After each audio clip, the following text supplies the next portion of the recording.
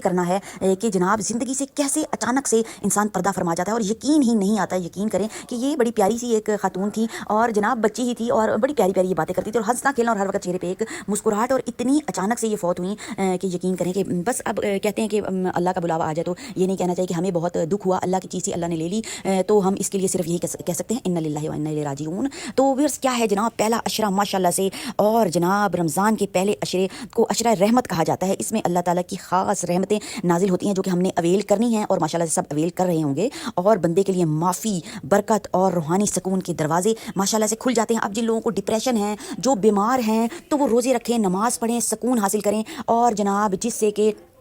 جو ہے happy hormones جناب ریلیز ہوتے ہیں. جب ہم اللہ سے جڑتے ہیں, اللہ کے بندے ہیں, تو بہت زیادہ جناب سکون ملتا ہے. تو حدیث پاک میں ہے, رسول اللہ صلی اللہ علیہ وآلہ وسلم رمضان میں کثرت سے جو ہے یہ والی دعا فرمایا کرتے تھے, پہلے عشرے کی دعا جناب, رب اغفر ورحم وانت خیر الراحمین, اے میرے رب مجھے بخش دے اور مجھ پر رحم فرما, اور تو سب سے بہتر رحم فرمانے والا ہے. ماشاءاللہ, سبحان اللہ, اللہ اکبر. تو پھر کیا کرنا ہے, رب کی رحمتیں, برکتیں اور